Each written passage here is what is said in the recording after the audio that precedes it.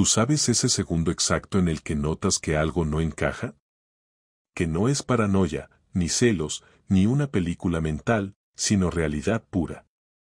Pues eso me pasó a mí un jueves por la tarde, a las 19:42 para ser exactos, en el puto hall del Hotel NH en Sevilla. Estaba esperando a mi jefe, que venía de Madrid para una reunión con un cliente importante. Yo había llegado antes y estaba tomando un café solo en una de esas mesitas que tienen frente a recepción, con la corbata medio floja y el portátil ya preparado por si quería repasar algo antes.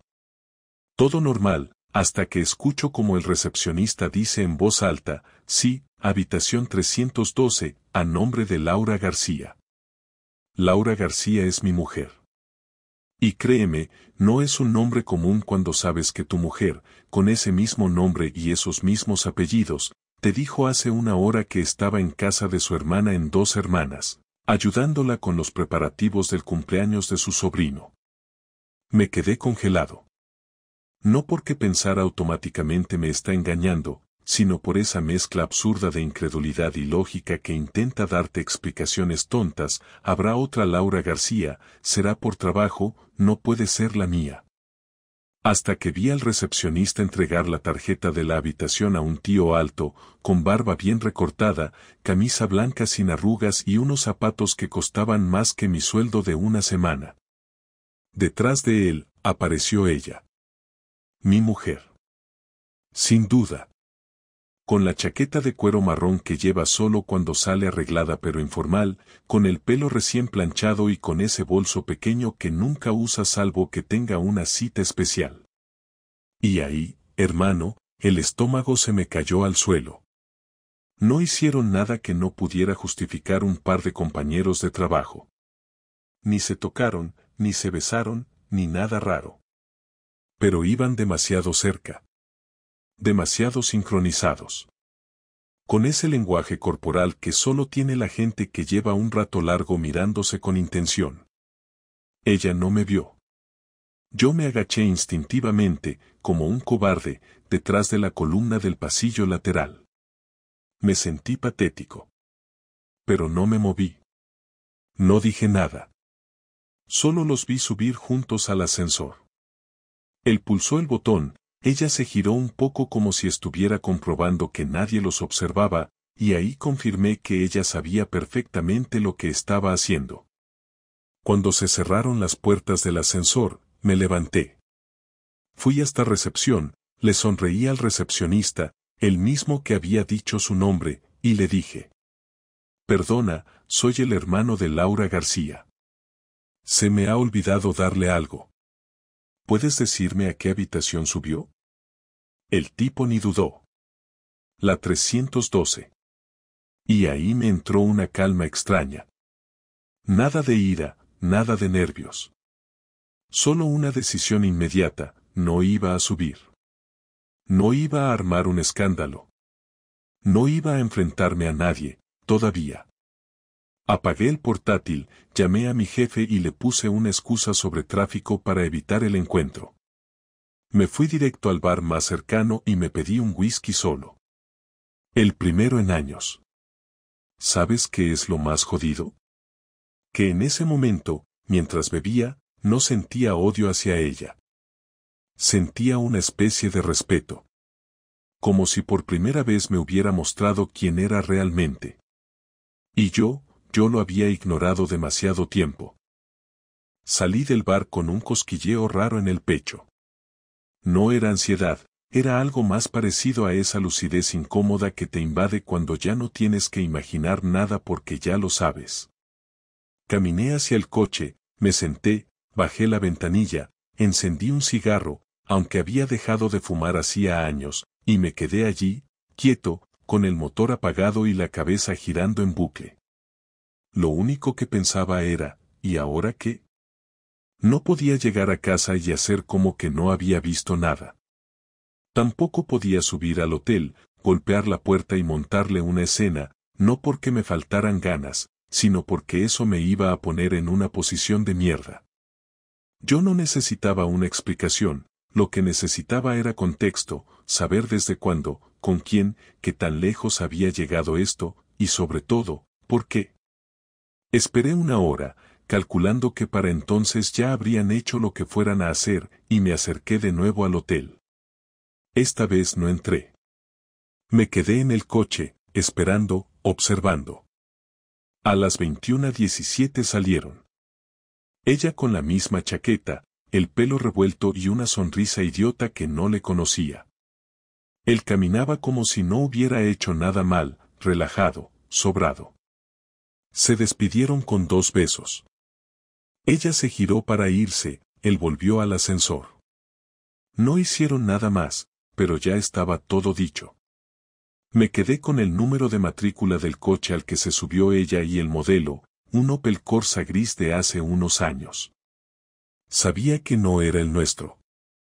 Eso quería decir que había venido sola. Confirmado. Todo planeado. Cuando llegué a casa, Laura ya estaba. Me saludó como si nada. Yo le dije que la reunión se había cancelado, que había sido una pérdida de tiempo y que me dolía la cabeza. Ella puso cara de comprensión y no insistió. Esa noche dormimos espalda contra espalda, como últimamente era habitual, pero esta vez había una diferencia enorme, yo ya sabía. A la mañana siguiente, Laura se levantó antes que yo, hizo café, preparó desayuno para los niños, que, por suerte, no habían notado nada, y se fue a trabajar como si nada.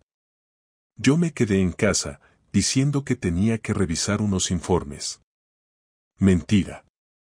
Lo que hice fue abrir el portátil y empezar a investigar. No busqué mensajes ni llamadas. Busqué patrones. Ver dónde había estado, con quién coincidían sus cambios de horarios, qué excusas repetía.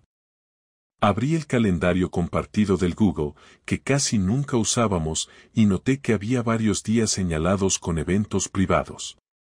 Nada raro, pero algo llamativo. Fui a su perfil de Facebook y encontré fotos recientes de salidas con amigas. En una de ellas, publicada por una tal Carmen, se veía de fondo al mismo tío del hotel. No como protagonista, pero ahí estaba, al fondo, en una mesa, mirándola. Y ella, aunque sonriera con sus amigas, tenía la cara encendida. Era evidente. Si no lo sabes, no lo ves. Pero cuando lo sabes, es clarísimo. Llamé a un colega que trabaja como técnico informático en una empresa pequeña. Le pedí ayuda, sin dar muchos detalles. Le dije que necesitaba recuperar correos borrados de una cuenta de Gmail que había dejado de usar. Me dijo que eso era complicado, pero que lo intentaría. No le hablé de Laura. Solo le dije que era por un tema personal. Aceptó, más por amistad que por otra cosa. Mientras tanto, seguí recopilando. Revisé los tickets de la tarjeta de crédito, los extractos bancarios, y ahí estaba, 4 cargos en restaurantes en Sevilla, 2 en hoteles, todos con fechas que coincidían con tu perfil y cumples de sobrinos. No necesitaba más pruebas. Ya estaba claro. Pero entonces me entró una necesidad de saber algo más concreto, algo que me dijera quién era ese tío. Y ahí fue donde cometí un error. Le pedí a un amigo de la policía local que me ayudara a identificar al dueño del coche. Le di la matrícula. Él dudó, me preguntó si era por algo legal, le dije que era por un tema de seguridad familiar, que no me fiaba de alguien que rondaba a mis hijos. Accedió a regañadientes. 3 horas después me envió un mensaje, el coche estaba a nombre de un tal Víctor Ruiz, de 39 años, técnico de sonido en una empresa de eventos. Busqué su nombre en Google. Lo encontré en menos de 5 minutos. Tenía perfil de LinkedIn, una cuenta de Instagram donde salía tocando la guitarra en garitos y bares de la zona, y varias fotos en conciertos. En una de ellas, publicada hace meses, estaba abrazado con Laura, aunque no de forma explícita. Ella no aparecía etiquetada, pero era ella. Lo confirmé por la ropa, por su postura, por el puto lunar que tiene en el hombro izquierdo. La noche siguiente fue cuando decidí enfrentarla. Pero no directamente. Preparé una cena tranquila. Los niños estaban con mis suegros. Abrí una botella de vino, cociné su plato favorito, lasaña, y cuando nos sentamos en la mesa le dije, como quien no quiere la cosa, ¿has estado últimamente en el NH de Sevilla? Ella levantó la vista del plato como si le hubiera preguntado si había visto un ovni. ¿Cómo?, respondió. ¿Qué si has estado en el NH? Me pareció verte ayer cuando fui a una reunión ahí. Tú y un tío bastante alto. La expresión en su cara fue una mezcla de tensión y sorpresa. No supo qué decir de inmediato. Luego dijo, no era yo. ¿Qué va, con quién me confundiste? Y en ese momento supe que no iba a confesar nada. No iba a admitirlo por las buenas.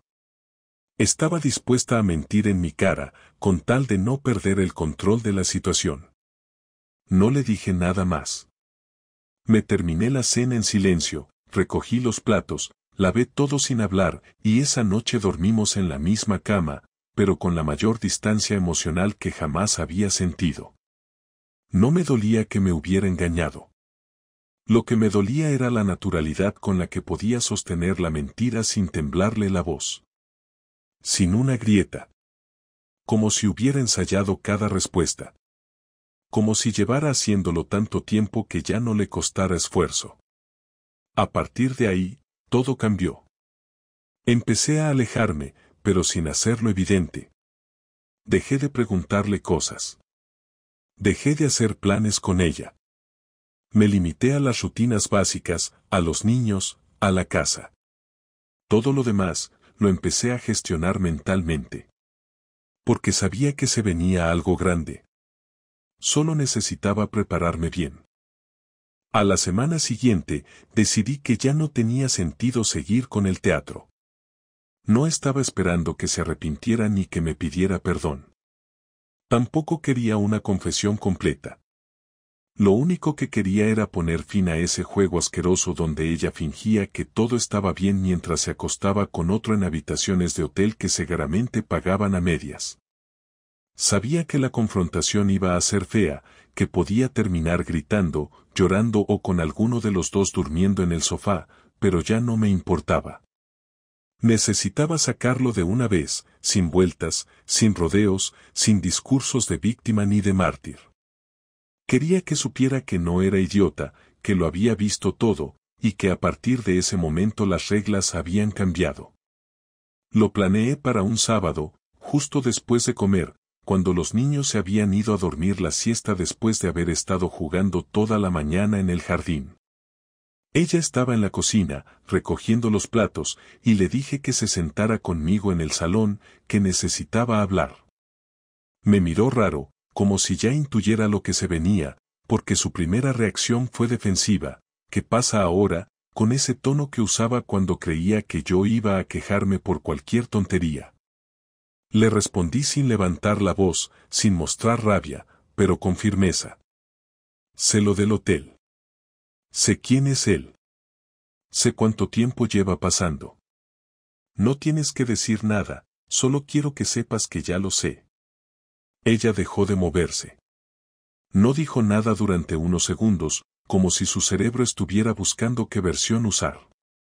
Luego, con una calma que me repugnó, contestó, no sé de qué hablas. Y ahí fue cuando me levanté y fui a por el sobre que había preparado. Dentro estaban las copias de los extractos de la tarjeta, impresiones de las reservas de hotel con su nombre, una captura de pantalla de la foto en la que aparecían juntos y una transcripción del correo que logró recuperar mi amigo técnico. Se lo dejé encima de la mesa, y volví a sentarme. Ella lo abrió con manos temblorosas, y fue pasando cada hoja una por una, sin decir nada. Cuando terminó, levantó la mirada y me dijo, vale, ya está. ¿Querías pillarme? Ya lo hiciste. ¿Ahora qué? Esa frase me hizo hervir por dentro. No era remordimiento. No era vergüenza. Era puro desafío. como si le molestara más haber sido descubierta que el hecho de haberme traicionado. Le respondí sin levantar la voz, todavía, pero con un tono que ya no dejaba espacio a negociaciones. No estoy aquí para negociar nada contigo. Solo quiero que sepas que se acabó. Y que no tienes ni el derecho ni el valor de ponerte en papel de víctima. Lo que has hecho no tiene arreglo. Ella intentó justificarse. Dijo que se había sentido sola, que yo estaba distante, que todo empezó como una amistad. Las frases de siempre. Las excusas que uno ya ha escuchado 1000 veces en boca de otros. Le dije que si se sentía sola, podía haberlo dicho. Que si yo era distante, lo podíamos haber hablado. Que lo que no era aceptable era hacer una doble vida, acostarse con otro y volver a casa fingiendo que todo seguía igual. Entonces se levantó, empezó a moverse por el salón como si estuviera atrapada, nerviosa, repitiendo que no lo había planeado, que fue algo que se le fue de las manos. La miré con una mezcla de pena y rabia contenida. ¿Y cuántas veces se te fue de las manos? ¿Cuántas veces te acostaste con él, Laura? Ella no respondió. Bajó la mirada. Yo ya sabía la respuesta. No necesitaba los detalles, pero pregunté igual, porque quería verla asumirlo. Me dijo que no sabía, que habían sido varias veces, que no llevaba la cuenta. Que no todo fue sexo, que también hablaban mucho, que con él se sentía escuchada. Me levanté, fui a la cocina, abrí la nevera y saqué una cerveza. Necesitaba algo frío en la mano para no perder el control. Me quedé allí, en silencio, con la botella apoyada en la encimera, mirando al suelo. Ella se acercó, se quedó a unos pasos. Me dijo, no quería que esto pasara así. Le respondí sin girarme, entonces ¿cómo? ¿Querías que pasara? ¿Que yo nunca me enterara y tú seguir jugando a tener dos vidas? ¿O que un día simplemente me dejaras porque ya estaba segura con él? Ella negó con la cabeza, empezó a llorar, y dijo que no lo entendía ni ella misma. Que estaba confundida. Que no quería perderme, pero que tampoco sabía cómo dejarlo otro. Me giré, la miré a los ojos y le dije, pues ahora ya no tienes que elegir. Ya lo decidí yo por los dos. Volví al salón, me senté, y le dije que se fuera, que se tomara unos días para pensar, para aclararse, pero que yo no iba a dormir una noche más con ella en esa casa. Que no le iba a gritar delante de los niños, que no iba a montar escenas, pero que nuestra relación, como tal, había terminado. Se quedó de pie en mitad del salón, sin moverse, llorando, repitiendo que no quería separarse, que me amaba, que lo nuestro valía la pena. Yo no le creí ni una palabra. Si me hubiera amado, no habría cruzado esa línea tantas veces, con tanta facilidad, con tanto descaro. No me dolía solo el sexo, me dolía la traición constante, la manipulación, la mentira meticulosa con la que había sostenido esa doble vida. Esa noche se fue a casa de su hermana. A los niños les dijo que tenía que ayudarla con un problema urgente. Yo no dije nada. Me limité a prepararles la cena, ver una película con ellos, y meterlos en la cama. Cuando se durmieron, volví al salón, abrí otra cerveza, y me senté en el sofá en silencio. No lloré. No grité. No rompí nada. Solo me quedé allí, sintiendo cómo se desmoronaba todo lo que había construido en 11 años. Pero en ese derrumbe también había una claridad nueva. Ya no había dudas. Ya no había sospechas. Solo hechos. Y eso, por doloroso que fuera, era un comienzo. La mañana siguiente fue extrañamente tranquila. Me desperté antes que los niños, bajé a la cocina, puse café y me senté a repasar mentalmente lo que había pasado. No sentía tristeza. Era más bien una mezcla de concentración y determinación. A partir de ese momento, mi cabeza no estaba puesta en salvar nada, sino en dejar las cosas claras y no permitir que ella se marchara limpia, como si lo que había hecho pudiera terminar con un simple me equivoqué. No iba a quedarme con los brazos cruzados. Tenía que hacer algo, y no por venganza impulsiva, sino por el principio de que quien rompe algo así, quien traiciona sin pestañear, no puede irse sin consecuencias reales. Lo primero que hice fue contactar con un abogado. Un conocido mío del instituto que ahora tenía su propio despacho en el centro. Le escribí temprano y a media mañana ya me había dado cita. Le conté todo con la mayor frialdad posible.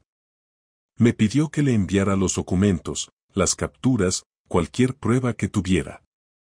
Se los mandé todos por correo. Me explicó el proceso, los pasos, el tipo de separación que más me convenía si quería evitar que ella se llevara la mitad de lo que habíamos construido. Me recomendó que no la echara legalmente de casa todavía, que mantuviera la convivencia formal el tiempo justo para dejarlo todo preparado. Me explicó cómo proteger mis cuentas, cómo organizar las visitas con los niños, cómo proceder en caso de que ella intentara usar los afectos o la manipulación emocional a su favor. Tomé nota de todo. Ya no era un marido engañado. Ahora estaba en modo operativo. Después llamé a la empresa donde trabaja Laura. No para hablar con ella, claro, sino para confirmar algo. Pedí hablar con recepción y pregunté si podía hablar con el responsable de eventos. Fingí ser un proveedor, alguien que necesitaba confirmar asistencia a un congreso. Me pasaron con alguien que me dijo, sin saber a quién tenía al otro lado del teléfono, que Laura no había ido al Congreso de Valencia al que supuestamente asistió hace 3 semanas. Que había cancelado su participación el día anterior. Otra mentira.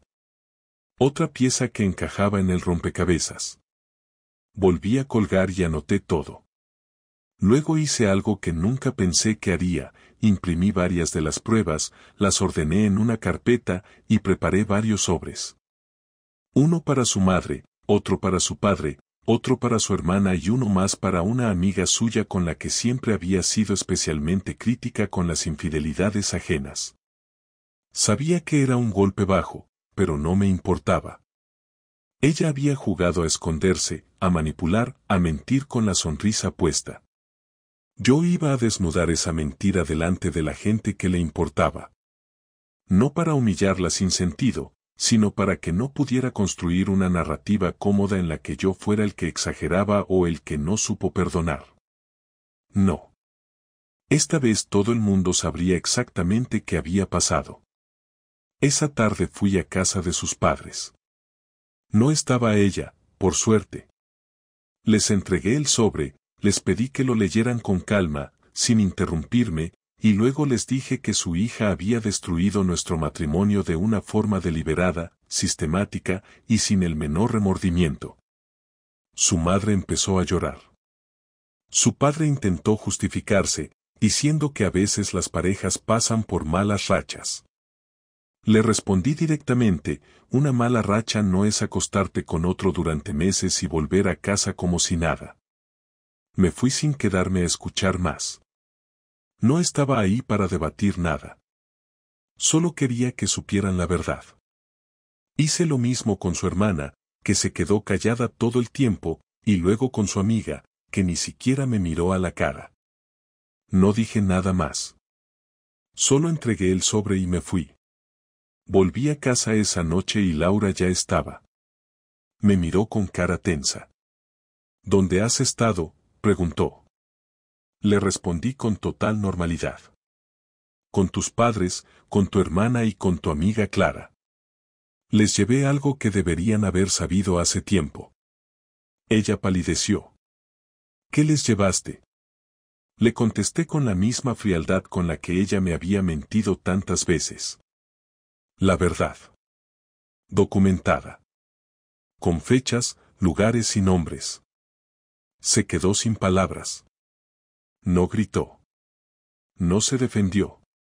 Solo se quedó de pie, con las manos cruzadas, temblando. ¿Por qué haces esto?, dijo. ¿Qué ganas? Le respondí sin dudar. Lo mismo que tú ganaste cuando decidiste traicionarme sin pensar en nadie. Yo al menos tengo la decencia de decir la verdad. Los días siguientes fueron silenciosos. Dormíamos en cuartos separados. Los niños no notaban nada porque lo manejábamos todo con una calma tensa. No gritábamos, no discutíamos delante de ellos, pero la casa se sentía como una oficina compartida. Ella intentó hablar conmigo 2 veces. Quería que negociáramos, que pensáramos en los niños, que no destruyéramos todo. Yo le dije que el momento de pensar en los niños era antes de meterse con otro tío en una habitación de hotel. Que ya no había nada que salvar. Que lo único que podíamos hacer era organizar la salida de la forma menos dolorosa posible para ellos. El abogado ya tenía todo listo. Faltaban apenas unos días para presentar los papeles. Yo ya había hablado con mi jefe para reorganizar mis horarios y poder tener más tiempo con los críos cuando tocara compartir la custodia. Había hablado con mi madre también, que se ofreció a ayudar con lo que fuera. No necesitaba ayuda, pero le agradecí el gesto. Esa semana, cuando todo ya estaba definido, ella vino a mi cuarto una noche, sin tocar la puerta, y se sentó en la cama. Me dijo que sabía que lo había hecho todo mal, que no podía justificarse, que había metido la pata de la peor manera, pero que todavía me quería. Yo no dije nada.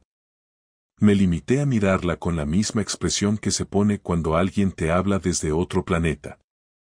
No había espacio ya para sentimientos.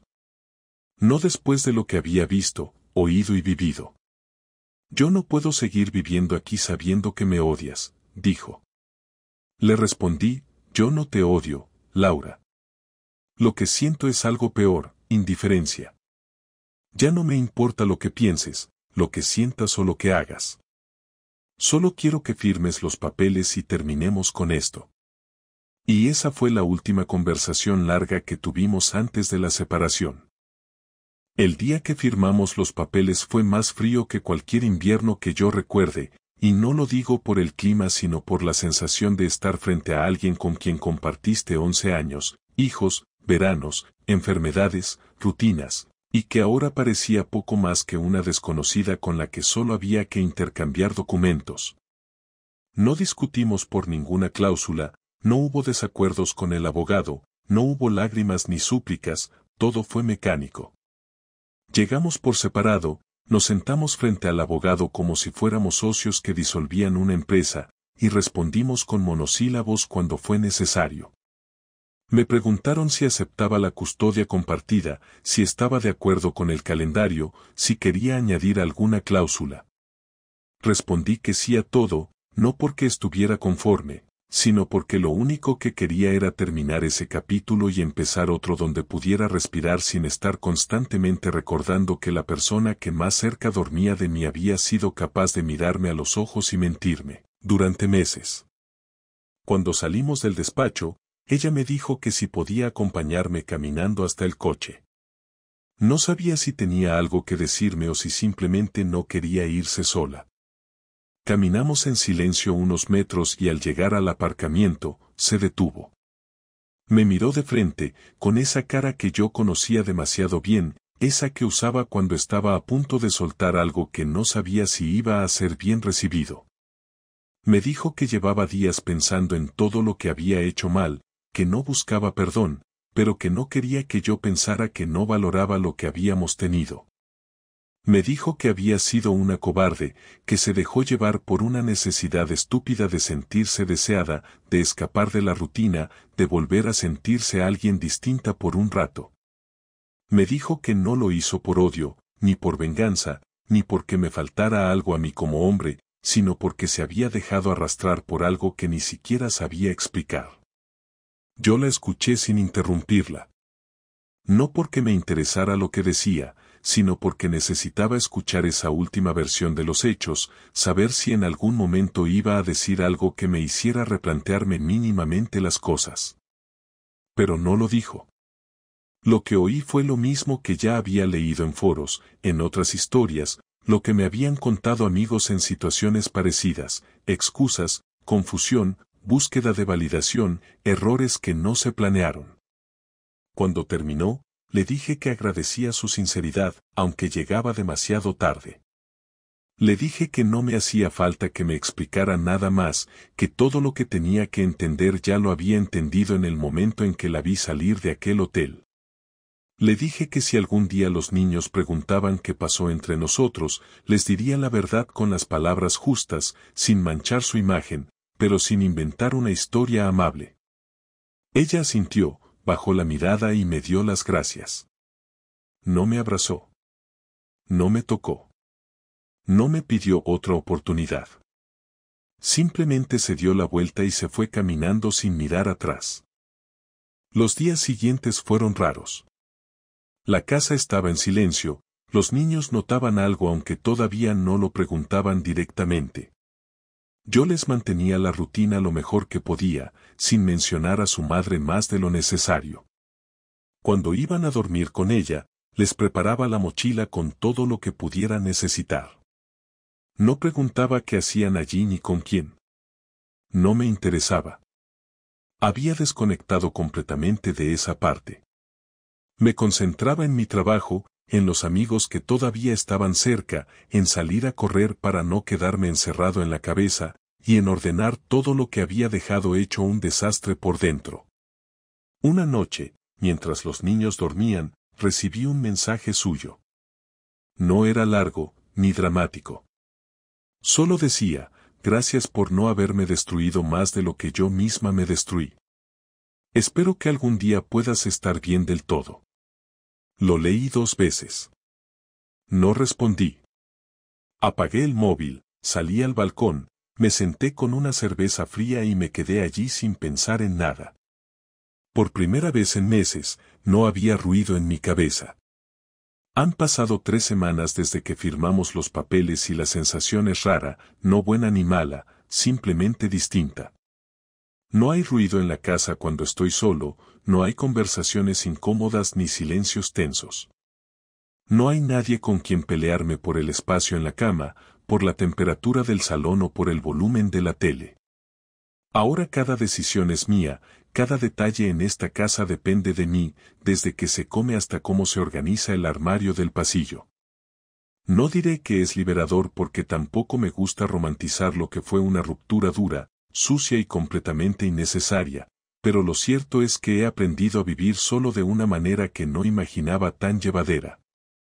Me he acostumbrado a los ruidos de la casa por la noche, a cocinar solo para mí cuando los niños no están, a despertarme sin una rutina dictada por otra persona.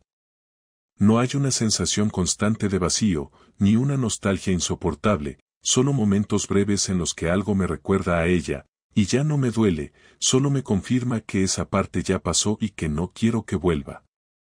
Lo más complicado, sin duda, ha sido explicárselo a los niños. No lo hice enseguida, esperé un poco, hasta que todo estuvo asentado. Fue un sábado por la mañana, les preparé el desayuno y les pedí que se sentaran conmigo en el sofá. Les hablé con calma, sin dramatismo, sin rodeos pero sin detalles crueles. Les dije que mamá y yo habíamos decidido separarnos, que no era culpa de ellos, que los queríamos igual que siempre, que íbamos a seguir viéndonos y compartiendo tiempo con ambos, pero que ya no íbamos a vivir en la misma casa. El mayor se quedó callado, asimilando, el pequeño hizo preguntas que respondí con la mayor claridad posible sin entrar en asuntos de adultos. Cuando terminaron de desayunar, se pusieron a ver una película y yo me encerré en la cocina, solo, sabiendo que aunque había dicho lo correcto, nada volvía a ser igual para ellos. Con Laura he hablado lo justo. Los intercambios sobre los niños, el colegio, los horarios. Nada más. No hay ataques, ni reproches, ni sentimentalismos. Solo 2 personas que ya no se deben nada más allá de una coordinación mínima por los hijos. No le deseo mal, pero tampoco le deseo suerte. Estoy completamente desconectado de lo que haga, de con quien esté, de si sigue viéndose con el otro tipo o si ya no. Me da igual. No me despierta ni curiosidad. Me he centrado en recuperar mi vida, en salir con amigos que no veía desde hacía tiempo, en volver a cosas que me gustaban y que había dejado de hacer por costumbre o por agotamiento mental. Empecé a salir a correr cada tarde, no por salud ni por estética, sino porque necesitaba volver a sentirme dueño de algo. Ahora lo hago aunque no tenga una razón exacta. Me gusta el silencio, me gusta no tener que explicar nada. He aprendido que se puede reconstruir una vida sin necesidad de buscar reemplazos inmediatos, sin necesidad de llenar huecos con otra persona o con promesas de volver a confiar. No tengo prisa por empezar otra relación, no tengo interés en abrir aplicaciones o dejar que alguien nuevo entre en mi casa solo porque me quede un espacio libre en la cama. Lo que busco ahora no es compañía, es estabilidad. Poder mirar hacia atrás sin rabia y hacia adelante sin miedo. Y creo que lo estoy consiguiendo, poco a poco, sin dramatismos, sin grandes giros, solo con la rutina de alguien que ha tocado fondo emocionalmente y ha salido caminando, sin arrastrarse, sin armar escándalo, sin volverse un cínico. A veces me preguntan cómo estoy. No suelo dar respuestas largas. Digo que estoy bien, que voy tirando, que todo está en orden. Es cierto, aunque en parte es una forma de cerrar la conversación. La mayoría de la gente no quiere escuchar detalles, solo quiere confirmar que no estás desmoronado. Pero si alguien me preguntara de verdad, si alguien quisiera saber lo que me dejó esta experiencia, lo diría así: aprendí que se puede confiar en alguien durante años y que esa misma persona puede ser capaz de apuñalarte por la espalda sin una razón sólida, solo por egoísmo o por aburrimiento. Aprendí que no importa cuán atento seas, cuán presente estés, cuán decente seas como pareja, siempre existirá la posibilidad de que te fallen. Y eso no es culpa tuya. No te hace menos. Solo significa que algunas personas no tienen la capacidad de sostener lo que prometen. Aprendí también que el dolor no es permanente si no te aferras a él, que se puede seguir viviendo sin convertirte en una víctima eterna, que se puede reconstruir todo incluso cuando el suelo se abre bajo tus pies. No sé qué vendrá ahora. No tengo un plan definido, no tengo una lista de objetivos ni un mapa de lo que quiero hacer con mi vida a partir de ahora. Lo único que tengo es esta calma nueva que no cambio por nada. Sé que todo lo que viene será mejor porque no puede ser peor que lo que ya viví. No busco revancha, no busco redención. Solo quiero estar en paz y asegurarme de que mis hijos crezcan en un entorno sin mentiras, donde al menos uno de los dos adultos que los crió tuvo la decencia de no hacer daño por egoísmo. Y si eso me convierte en alguien duro o reservado, me da igual. Prefiero eso a volver a ser el tipo que confiaba ciegamente en alguien que no lo merecía. Y así terminó todo. No con un drama, ni con una escena de película. Terminó como terminan las cosas de verdad, con papeles firmados, maletas hechas, habitaciones vacías y una nueva rutina que se construye día a día sin nadie más que tú mismo. Esa es la historia. No hay nada más que añadir.